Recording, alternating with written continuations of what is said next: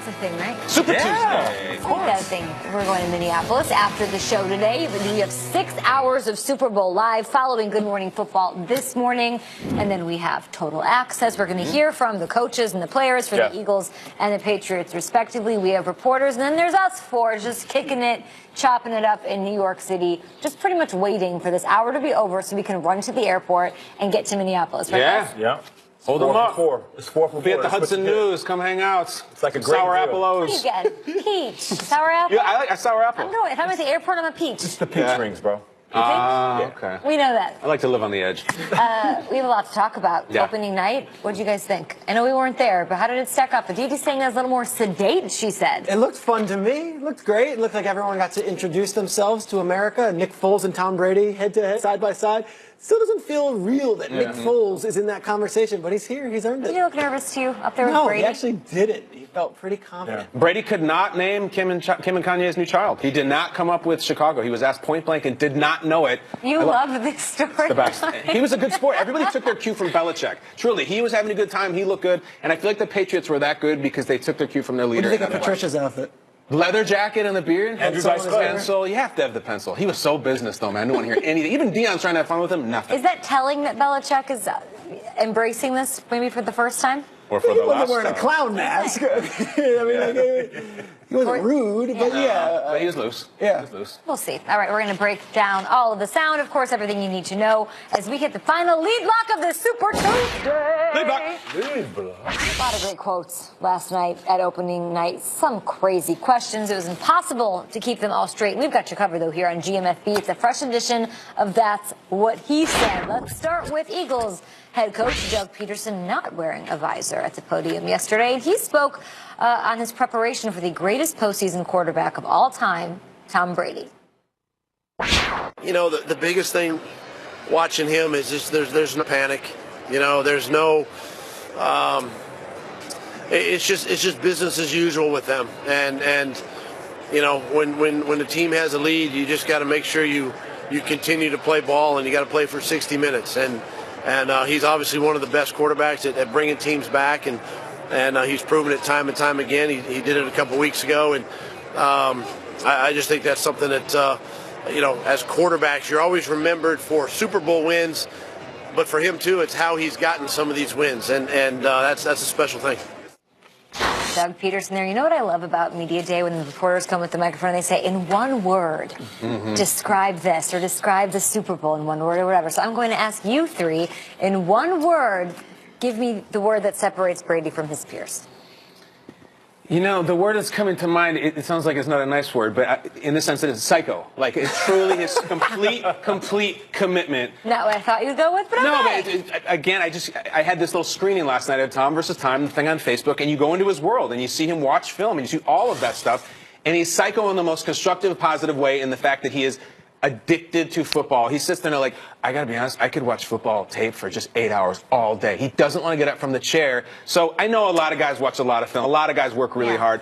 No one does it at 40 years old. No one does it with his success. I'm going to give him a compliment and say he is a football psycho. I'm going to say the word is ruthless to me, and it almost sounds negative also, but he will win at all costs. He will do everything it takes, and he doesn't care who is in his wake, and I love that about him. It's that competitive spirit that everyone else feeds off of, so I'm going to say ruthless. I don't think he thinks about necessarily all the outside world. It's what he wants, and he's going to get that, and he's gotten it already 5 times. Yeah, you said the word. It was addiction to me, and I feel like he's addicted. And, you know, that usually has a negative connotation in today's society. It's very taboo to say you're addicted to anything, but Tom Brady's addicted to football, and it spills out in everything that he does. Most wins of any quarterback in NFL history, most Super Bowl rings, doing it at 40. All right, next up, let's hear from Carson Wentz. He will, of course, be watching his Eagles from the sideline.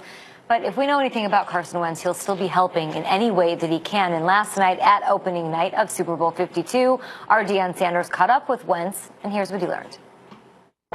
You can't wait to watch Tom Brady on the other side of the field, or you're more excited to watch your guy, Nick Foles? I'm stoked for Nick. I mean, just given the career he's had, you know, the up and downs of it, and given that he was so close to retiring, and you know, him and I talked last week just how crazy this really is. You know, now he's going to be starting in a Super Bowl. You know, it's just kind of crazy how it's all unfolded. But, you know, God's had a plan for him throughout this whole thing, and he knows that. And I couldn't be more excited for him. I know that's your guy. And you say if he goes out there and win this one, maybe get MVP. You're going to say, Nick, you my man, but you know these are the keys to my car, right? We'll save that one for later. You know these are the keys. Just save that one for later. Yeah, I wish you the best, man. Get back healthy. God bless you, man. And one more thing. Next time we call you, because you ball, please accept the call, please. You got it, bro. There you go. All right.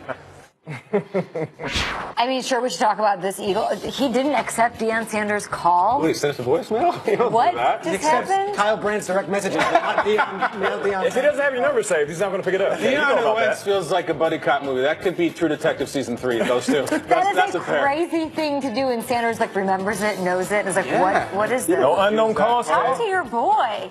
Maybe he was talking to somebody else. I have no idea. Maybe he was talking to Foles, helping him prepare Hey, great idea. for the Super Bowl game.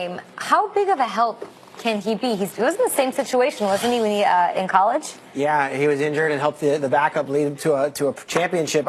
Then he came back and played, though, and won it. He won it next year. It was the number 2 pick. The thing is with Wentz here is that he could have very easily just taken the back seat and been like, I'm not going to be a part of this week at all. It's Nick's week. I'm not going to. He's so confident in his place on the team, and he's so confident in his friendship with Nick Foles that I'm going to enjoy this moment too. I'm going to be there for him, and I'm also going to talk to the media. He spoke to the local reporters last week. He did last night's media week, where he very easily could have been in the shadows. Hats off to Carson Wentz. He's not hiding around here. It must be very painful in some sort of personal way to not be the guy when you get them 14 weeks.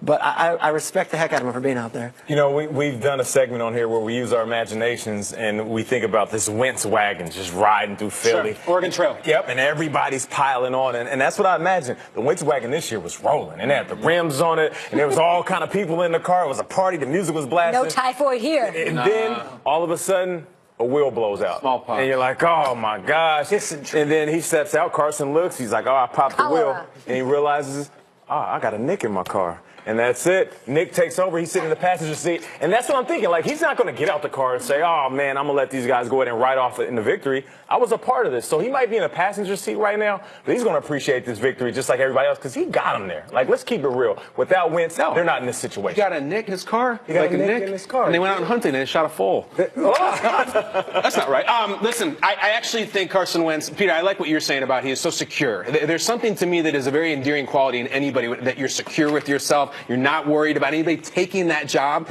He doesn't have any of that going on whatsoever. And I buy the two of them plugged into each other in this sense that psychologically, they're both men of faith. They both talk about that. So X's and O's may be one thing, but I think as a support person, someone to talk through the ups and downs and the emotions of it, I think he'll be a huge asset. I truly do. A question that has been plaguing our civilization since the beginning of time is, how do you make Bill Belichick crack a smile? How do you make him? You tell him a joke? What do? You tickle him? Who knows?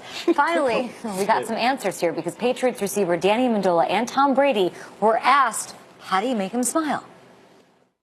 Should say Navy, lacrosse, Lawrence Taylor, Bon Jovi. Those four. I've seen him laugh or smile 2 times, and both after Super Bowl wins. They love it when you smile on our network, Coach. I'm just telling you, it does a lot of good for me. So continue to smile.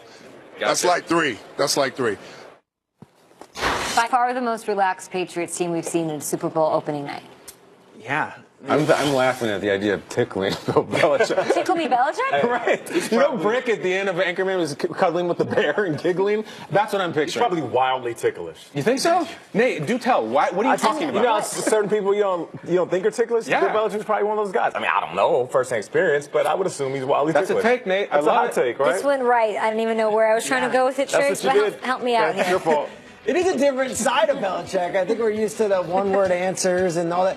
And he was not playful last night, but he was certainly a part of it and enjoying the moment. And I'm not trying to look too far into it, that maybe he sees this as, hey, reading the tea leaves, maybe these aren't going to last forever, but certainly had a different tone last night on that Patriots. The Patriots seemed looser and enjoying the moment more than the Eagles. I thought that was crazy because the Eagles are so much younger and had all the phones and were doing, but then went to the book. I mean, I don't know. It seemed We need to do a segment based off of his Navy, lacrosse, LT, and Bon Jovi. They forgot punters, though. He loves Johnny Hecker until the cows come home. Loves them. But look, it was fun to see him lose. I don't know if it's the last time we're ever going to see him in the Super Bowl, but it was the best we've ever seen him. Kyle, I didn't get to see the entire media night. I had to go to bed. I saw the Patriots. Why are we not talking more about the Eagles media night? What did we miss? Well, yeah, because we had talked about maybe Jalen Mills will be a star, LeGarrette Blount certainly.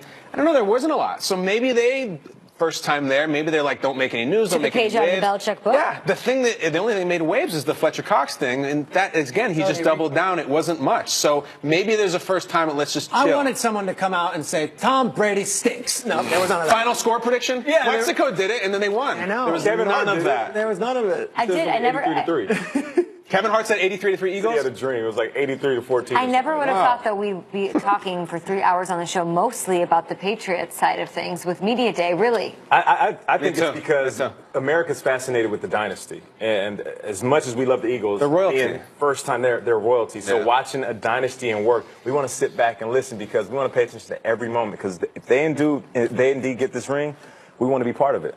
Yeah. Or the Eagles are just dialed in. Or like Belichick and Brady are far more compelling at this stage than Doug Peterson and Nick Foles. All right, let's turn it over now to Will Selva out in the NFL newsroom in L.A. What's up, Will?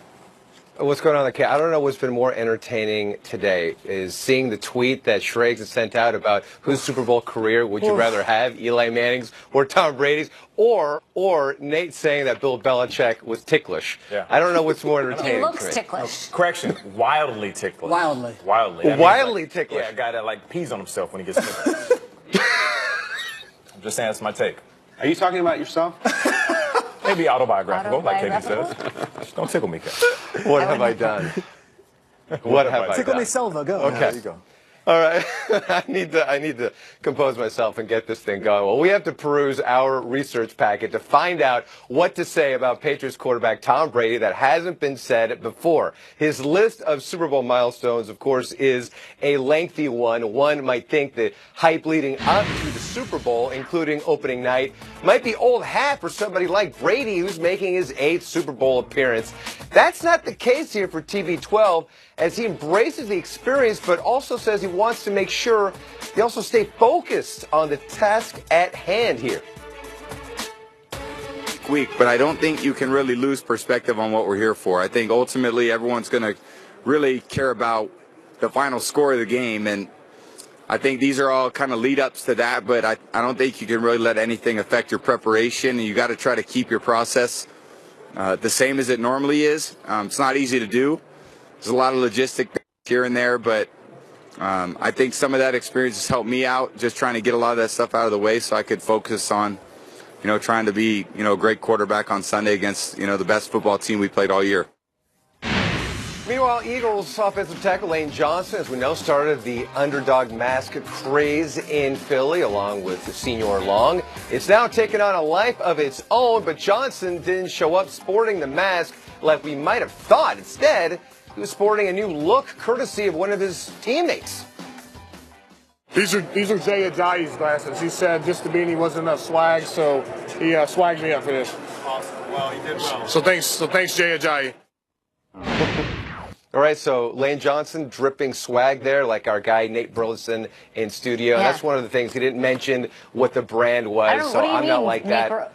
Kyle's dripping swag. All day or day. Drake stays dripping swag. Yeah. You don't think this oversized black turtleneck is just oozing I do. swag sauce? Swag sauce. Over here. I What are you think it trying to is. say here, I Will? think. Oh no! All I'm saying is that the knee tear in his jeans needs to be a little bit more significant. Yeah, Nate, That's all those were I'm up a saying. little high. Speaking of drag. I know. I have a knee tear and I get dragged for it. You're like, you're swaggy Magoo over here. Tear drag swag. It's a new thing. I don't dress without Mitchell and Hobo chic. Is it hostage chic or hobo Hostage. chic? It could be both. Appreciate you, Will. We'll talk to you in a little bit. They are conference champs who are one win away from making history. Next, we'll get reports from both teams, the Eagles and the Patriots, and find out what their plan is for the day and what they're doing leading up to Super Bowl 52. I want to know. Are you in debt to the IRS? Bob was. Bob's a good guy, but an unexpected bump in life threw him into financial trouble, causing him to fall behind with the IRS. Interest